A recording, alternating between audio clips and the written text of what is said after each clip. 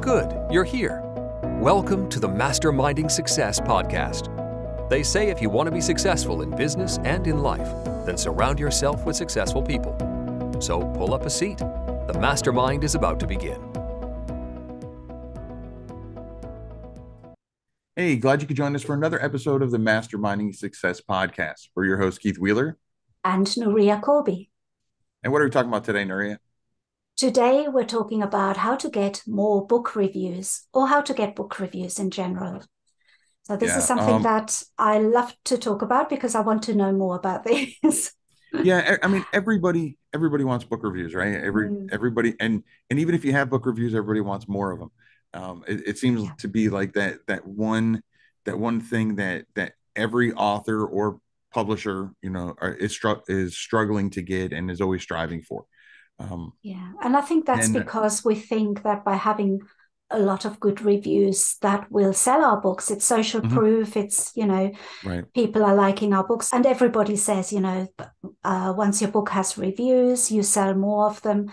So that's one of the reasons why everybody is interested in getting as many reviews as possible. Yeah. And as of the recording of this video, or this podcast, Amazon has made it somewhat clear that they do pay attention to, the algorithm does pay attention to the number of reviews you get when it comes to how your book ranks for whatever the keyword is you're trying to rank for, meaning you'll be higher up on the list, or higher up on the page. So, I mean, it is important. One thing I want to stress to people, and I can't stress enough, is reviews are great. Reviews are important, but I never suggest spending so much time on getting reviews. There are some things that you can do that I've done that can help you get reviews more naturally. But again, I've seen so many people spend more time getting the reviews than working on that next project. And that next project is the best way for you to get reviews, is to be consistent with your, with putting out, books. And so, and being consistent with the marketing and how you're going about getting the reviews. Yeah.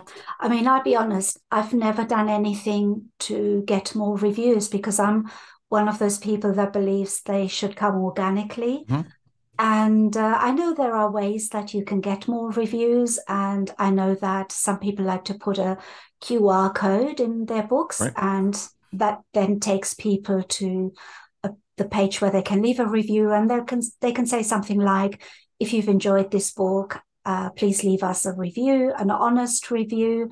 So of course you're not allowed to ask for positive reviews. Right. You have to, be neutral about that. But I've never made an active effort to do that. And I think one of the reasons for that is also because I used to sell on Amazon Marketplace as an Amazon seller. And I know how hard it is to get reviews for anything, for any product. Right.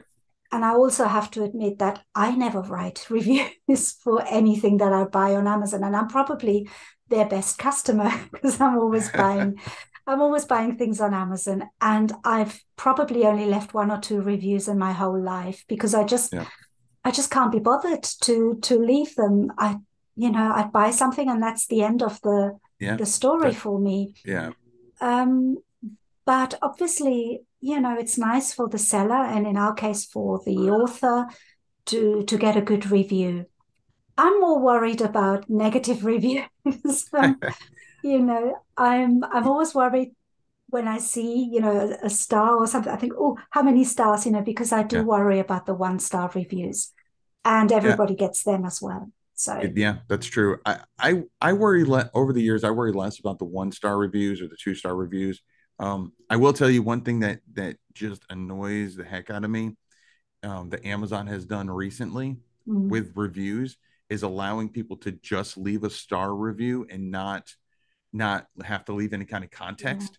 And I understand they're trying to make it as easy on the customer as possible, but I don't feel that that's not helping anybody. If I go in and I leave, even if I leave a 5-star review, that's not helping any. I mean, that's helping the if it's a book, it's helping the author because it's making their overall star rating go up, but it's not helping the customer, the browsing customer, because it's not giving them any context. It's not giving them any information. Why did you love it so much? Or why did you dislike it so much? I think that's not the customer's fault. I think that's Amazon, because I get a lot of those. Yeah, it's because of Alexa. She's there. She's probably listening now. I'll say, don't say her name. Yeah. She basically sometimes asks me, on such and such a day, you bought such and such. How many stars would you give it?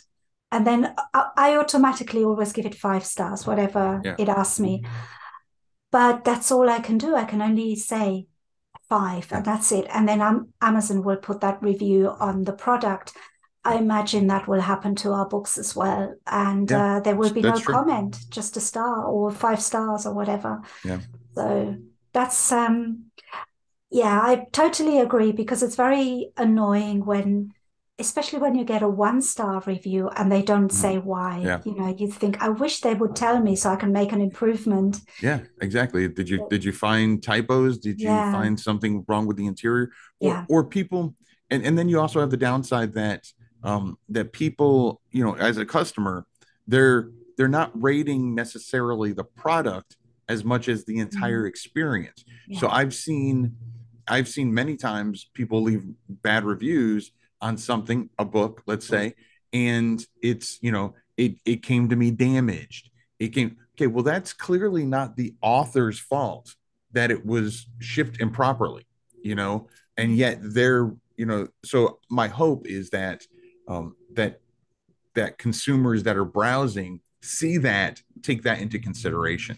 But yeah, as far as getting reviews, there are a couple things that you can do. One thing that you said, that a lot of people have heard, I'm sure, is to, leave a blurb in your book, to ask for an honest review. Honest reviews are really important to emphasize the honest part. But I will say one thing that you said, which is exactly what I would say probably about 75% of the people do, that is hindering the reviews that they can get, is if you say, if you like this book, consider leaving an honest review. Because what you're doing is, if you like this book, tells them if it's if you would give it a 4 or 5 star review, please consider leaving a review. And that's only 40%. If you do the math, that's only 40% possibility. What if someone was neutral to it? What if someone didn't like it? Yes, that means that you're inviting more 1 and 2 star reviews, but 1 and 2 star reviews make your book look real. Yes, and I agree. Like I've had books that have over 100 reviews, and they're all 5 stars or 4 and 5 stars, and it's not until I get that first 1 or 2 star review that my sales really start to kick up. Because and being in market research for as long as I have, my only takeaway from that is that the product now seems real. The reviews seem real. And so so one thing I always recommend is to not say something like, if you like my book, blah blah blah, but to say something like, I'd really love to get your honest thoughts on what you thought of the book. Please leave an honest review. And then the other thing that you can do is, a lot of times people leave a link to your book's Amazon page, but there's actually a shorter, a simpler way to do it. There's a dummy link that you can do that will bring them directly to the write a review section for that book. And it's basically just a template link, and you, at the very end, you throw in your 10-digit ISBN or your ASIN, and we can leave that dummy or that template link down in the show notes, so the listeners and viewers have it. But what that does is, if someone goes to your Amazon page, then they have to scroll down to the bottom where the reviews are, click an extra button to leave a review. Whereas if you send them the link right to the review page, that gives them one less thing to do, and it makes it as easy as possible. So those are 2 things that I suggest to everybody to do. Again, kind of change the terminology that we use when we are asking for a review. and then give them that direct link to leave a review. Again, just makes it easier on them, because I don't even want to say people in general are lazy, but people in general are busy, I guess is a better way to put it. And so what we can do, if we're asking them to go out of their way to take an extra step to do something for us and for other people, let's make it as easy on them as possible, so that barrier of entry is less. So that those are, like I said, those are two important things that I suggest. And then the only other thing, when it comes to something you can do that's free, that you can do directly in all your books, is I actually put something at the beginning of the book, and where I basically just kind of start talking about that. After you're done with this book, I'd love to get your honest views. Again, not asking them to leave a review then, but it gets that thought in their mind, because unfortunately, many people don't get all the way to the end of a book. So to get that mind, get that in their head early on, can really help as well. Yeah, that's such a good tip. And I really like what you said about, that people are very busy, and we want to make it as easy as possible for them. And that is so important, make it easy for them, because they're doing us a favor. They're doing something nice for us if they're writing a good one. Obviously, if it's a bad one, then it's just bad luck. But you can learn so much from bad reviews as well. So I never look at it as a bad thing. At the end of the day, a review is a review. It still counts as the book is a review. And like you said, it makes it look real. There was a book once where I thought, this can't be real. I mean, there are a lot of funny things going on Amazon.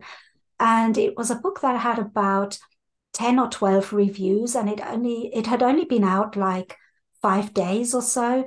And all of the reviews were really good. I mean, they were writing really long articles almost about the book. Right. And I thought, this is fishy. And that put me off buying the book, because it was just too good to be true. So the odd negative review is good, I think, because it does show that, there's different opinions on different things, and that's a good thing. And maybe it's a good time also to say not to be afraid of 1-star, 2-star reviews, because, they happen to everybody. And it doesn't necessarily stop sales of your books, because I had that with one of my best-selling books about 2 years ago when I first started. And I started selling this book really well. I thought, wow, this is amazing. I was so happy. And I got a 1-star review, and that was my first review on that book. So I thought, that's it. This book is going to stop selling. My KDP days are over. Right. And it did stop selling for about 2 weeks, and then it started picking up again. And now not anymore, but it was one of my best-selling books. It's got over 400 reviews now, and that 1-star review has just disappeared now. Just buried, yeah. So, it's something that, I mean, like I said, the algorithm does take into account. Amazon's number one thing is relevancy. Yeah. And I could do a whole episode just on the Amazon algorithm. But yeah, its number one thing is relevancy. So if it sees a 1-star review, then it's going to tell it, okay, then it's not relevant to whatever that keyword was that they typed in. But as time progresses, it, just because it's not relevant in that doesn't mean it's never going to be shown, and so the other people that find it organically will put it in its place, either positively or negatively.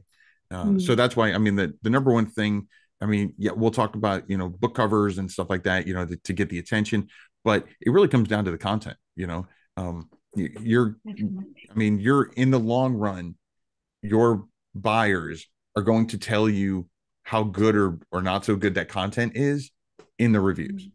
Yes, and another thing I think we should mention is never to ask friends or family for reviews. Oh my gosh, yes. That's something that people do, and that's a big no-no. I don't know what would actually happen if, do you think that would get your account shut down, or is it just a thing that Amazon will not show those reviews? Yeah. But you should definitely not do that. There's a couple things. yeah, they might take down those reviews. I don't know of anybody who's gotten their account shut down for that. The bigger issue with doing something like that and many times it happens just very innocently. Your friends and your family want to help. Exactly. The problem is, again, remember Amazon's number one priority is relevancy when it comes to that. So what happens is if you have if your book is for gardeners and your mom goes out and sister and they go out and they buy the book and they're not gardeners. One thing that Amazon is looking for is what do these buyers all have in common? And so if your normal customer is a gardener, but the other search and stuff like that your mom and your sister who bought your book have done has nothing to do with gardening, they're the algorithm is not going to know that this book is for gardeners. And so it's not going to end up showing it to your market, your target audience. And so what they've done to try to help you and show their support of you can actually hinder the future sales of your book. And so what I always tell my family and friends is, if you really want to help out, this is who my target audience is. If you know anybody that falls into that category, share this link, and so that's how they can help. And it saves them money because they don't actually have to buy anything.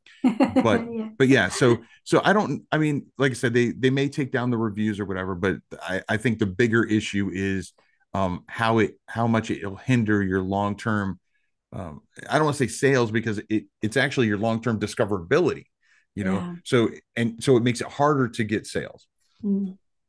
That's so true. And also the other thing that some people do is there are review exchanges going on as well, I found. And I always try and say to people, stay away from anything like that, because you don't know how that, I'm sure they will penalize you and will see it as manipulation of some kind of the system. They will not only close down your KDP account, but you will get, and I've known people who this has happened to, they'll take away your ability to even leave reviews. Yes.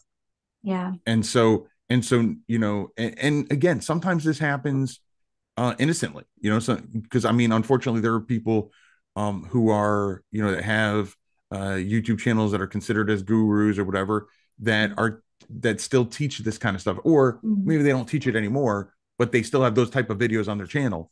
And what happens is innocent people who just joining, coming into this niche and this wonderful world of book publishing, and they oh, well, okay, so if I do reviews for them, they do reviews for me, okay, it's a win-win. And it's not, because Amazon cares about their customers first and foremost. And if they think that you're trying to trick them, they will come down hard. And they don't, Amazon does not apologize. Amazon very seldom changes their mind. The pity parties, don't, explaining that you did it innocently, they don't care, because you're just, you're just one of many, millions of people that are using their platform. And they're buying consumers that they care the most about. Yeah, I'm really careful about reviews and things like that. And I know a lot of people in my children's book group, they have mentioned, can we review each other's books? If I put my book up, can you have a look and review it? And they're asking each other, and they think it's a great idea in most cases, because it sounds it, what better than fellow, book writers to give a review. But I always have to say, no, be very careful, because that's not, I just feel, I mean, I don't know what the rules are exactly, but I just feel that it's like manipulating the system a little bit in the eyes of Amazon anyway. So, yeah. Now, so we have to be careful.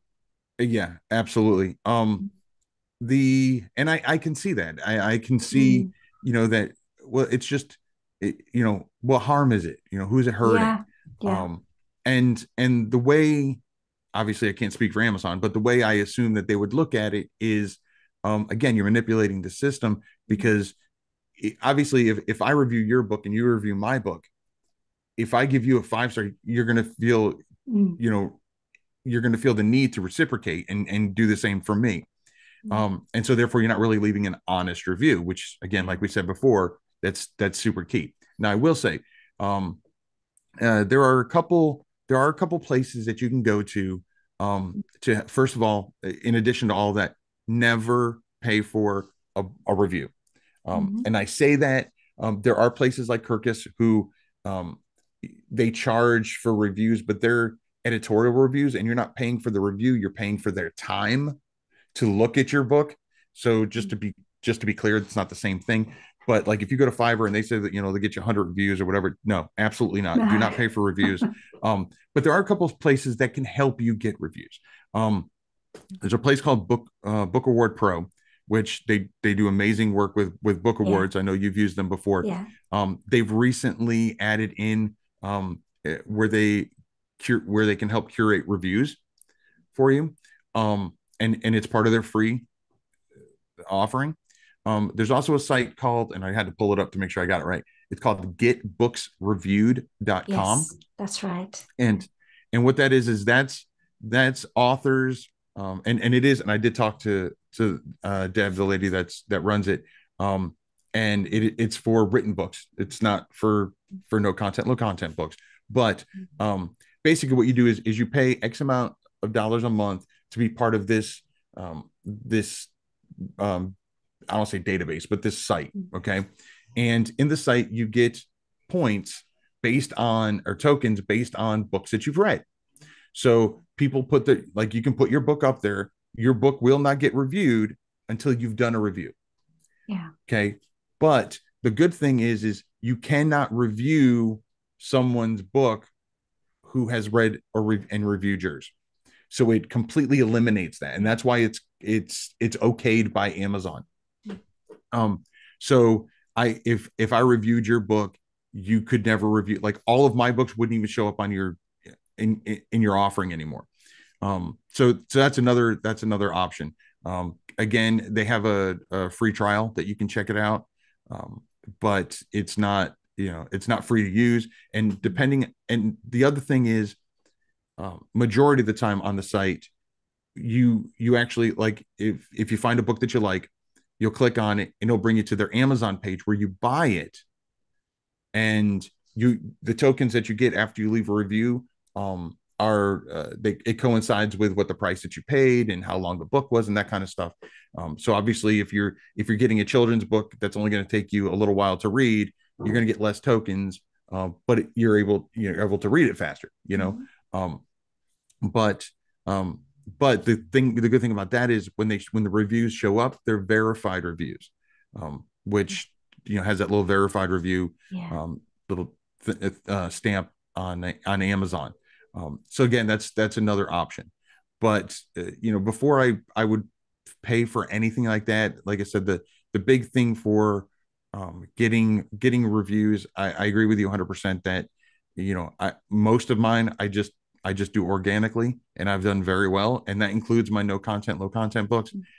They don't come in obviously as fast as if you were to do something else, but it just, either way, it's going to speak to the content. The important thing is making sure that when you ask for reviews, you're asking for honest reviews, and that you're doing it honestly. You're not trying to circumvent the rules or anything like that, because especially now, KDP is coming down hard on accounts. And I've seen people who have been making a good deal of money doing this, and then they finally get caught that they've been doing something wrong the whole time. And I feel bad for the quote innocent people that have gotten, sucked into it by mistake. And again, sometimes KDP will come back if you can prove that it was a mistake, and they can come back and reinstate your account. But I didn't know, the shouting ignorance as your excuse doesn't work for them.